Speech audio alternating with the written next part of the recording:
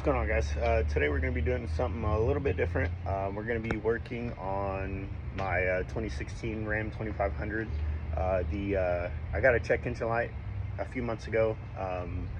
It was I think it was the U010C code, and it talked about lost communication with the turbocharger actuator. So I'd noticed that I was having issues with my exhaust brake and warm up. It would get stuck while warming up, and it wouldn't have any throttle response and no power. And then it finally threw a check engine light, and pretty much never had any exhaust brake after that. So I got a new actuator on the way, and then we're gonna start replacing that. Should be pretty simple. Let me turn the camera around. So it's not too bad. You just have to jack the truck up and then take off the passenger side wheel, and then it's kind of easy to get to. So you got to remove this plastic cover here, and then if you look up in there, it is right there. So that's going to be the guy that we're replacing. Kind of easy to get to once you get everything removed. The only issue with that is you have to actually reprogram it or calibrate it, I guess, when you put a new one in, and you do need a scan tool capable of doing recalibrations. You can't just use any OBD2 reader or whatnot. So I did get it's an Autel 900C or something like that to be able to do the scanning recalibrations. So shouldn't be too bad of a process. We're gonna get it jacked up, disconnect the negative terminals from the batteries, and start ripping everything out.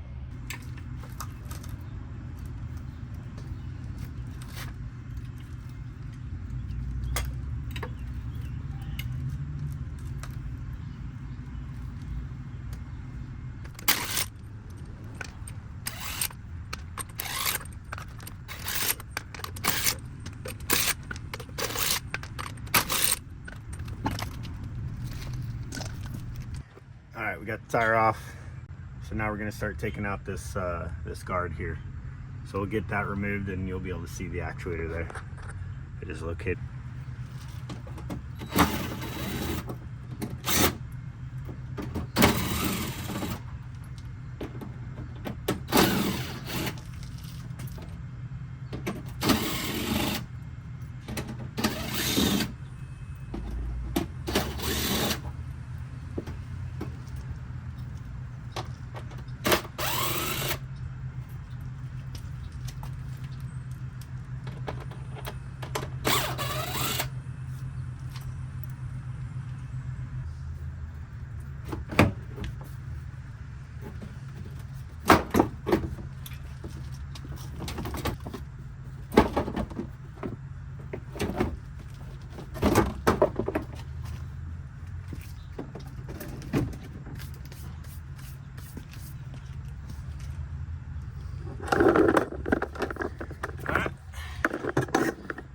Right there. So plug here, you have these two bolts up top. Oh, sorry, at the very top. So you can see there's two there. So here and here, and then there should be two more at the bottom. Kind of hard to see, but there's one on each side. So it's like right here, and then the one on the bottom down there. So those pop off. You want to make sure you take this off, get the harness out of the way, unplugs here, comes right off, and that's it.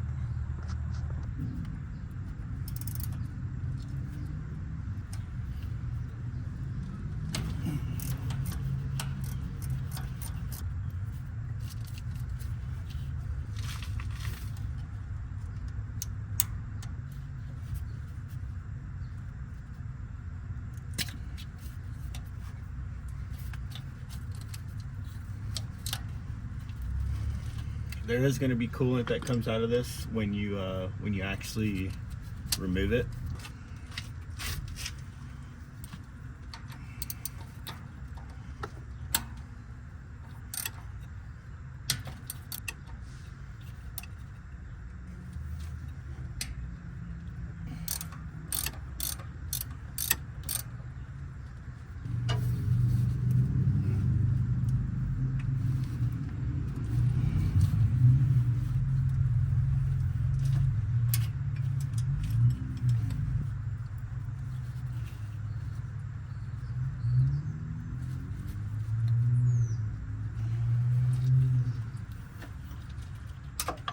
Alright guys, so I went ahead and actually drained the coolant, so you can see the drain there, and then I'm just catching it in the bucket. Freaking drain valve is kind of a pain in the ass to get to, but you can see it coming out right there. I just popped the power steering reservoir out of the way, and then she's draining there. So I had read that sometimes when you remove these and the coolant can possibly get into the turbo, or some sorts, like in a spot that it's not supposed to. So I decided to just drain it out, we'll replace it, and then put the coolant back in it. I mean, it's fresh coolant, so it shouldn't have any issues going back in. But this is here in about 15 minutes, this will be ready to come off. So I got the new one in just now, so we'll get ready to put that in as soon as we get it. Before you install it, you're actually supposed to recalibrate it, and then it tells you to install it with all the battery hooked up. You install it and then do it's like a self-align or something like that. So I'll show you all the steps that you're supposed to take through the recalibration computer too. So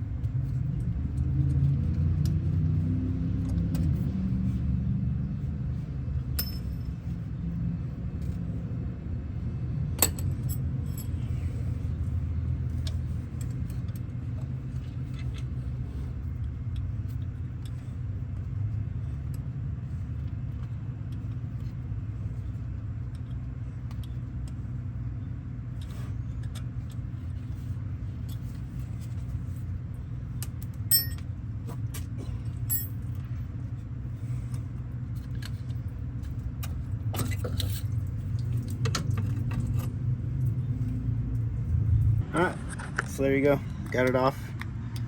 The two longer bottom ones, you can see, kind of rusted. It was a kind of a pain in the ass to get it off. That gasket, holy crap, it's completely flat. I'm surprised this thing wasn't leaking. If you go up here, so you can see the coolant still kind of coming out. So one thing you want to be sure too is that this guy moves all the way back and forth, so that's good. So one thing it tells you to do is go all the way to the left as far as you can go. If I can get the coolant to stop running, there is a line right there that you want it to line up with, so you just go over as far as it possibly can go. You want to clean up everything real good. I mean, you can see it's filthy right now, so I'll probably get a Scotch-Brite, clean it up nice, and make sure it seals properly. So that's kind of one of the big things you want to do too. So like I said before, even though I drained the coolant out, you're still going to have coolant in the system, so it's going to leak out a little bit. You just want to make sure it's nice and clean when you go to put the new one on. So I cleaned it up as good as I could. Just use a razor blade to kind of clean off the edges, make sure nothing was sticking up. Don't look very pretty, but here's the new one. So what we need to do now is plug this in, do not install it, and then we're going to go in there, do the self calibration, and then it'll tell us when to install it and then to do the alignment test. So we'll do that right now.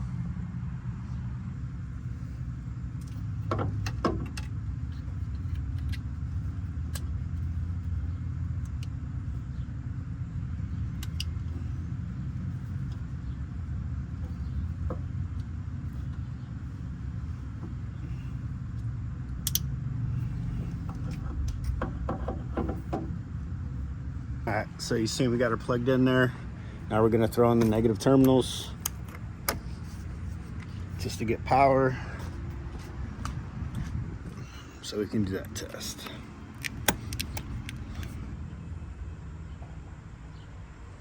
Service.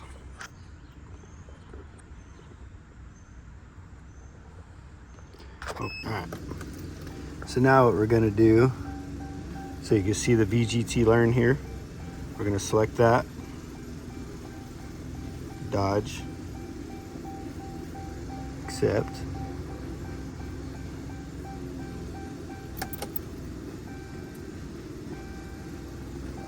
So we're gonna go to auto.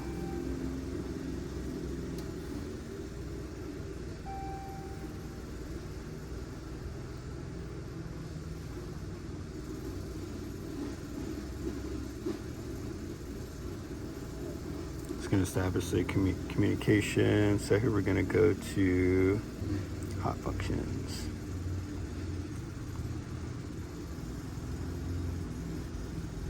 There we go. So that's going to be your turbo actuator pre-align and self-calibration. So we're going to pre-align it first, and that's what you have to do with it disconnected. Once you pre-align it, it should say pass, and by the time you're passed, it's going to tell you to install the actuator, and then it's going to do the calibration there. So you can see it says, before continuing, please make sure the coolant has been partially drained, and then it must be removed from the turbocharger to perform this. So now, install the actuator on the turbo. Must be installed in the turbocharger before performing a step. So we are going to go and install it.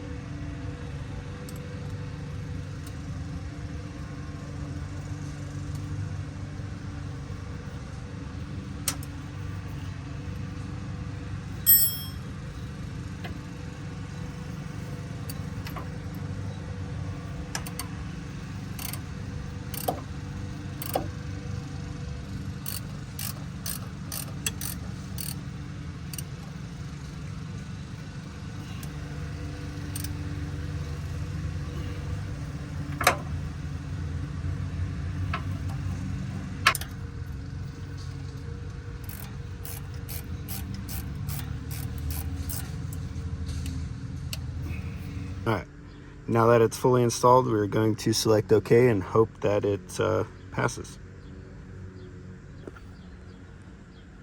There we go. Self-calibration complete. Sorry, I'm a little shaky. We're gonna hit OK. And that's it. So now I'm wondering if I can, because I used to have the check engine light. Before I start it though, I will have to replace the coolant. Let's see, read codes. Okay, we still got that one, so it's stored. It doesn't say active. Erase.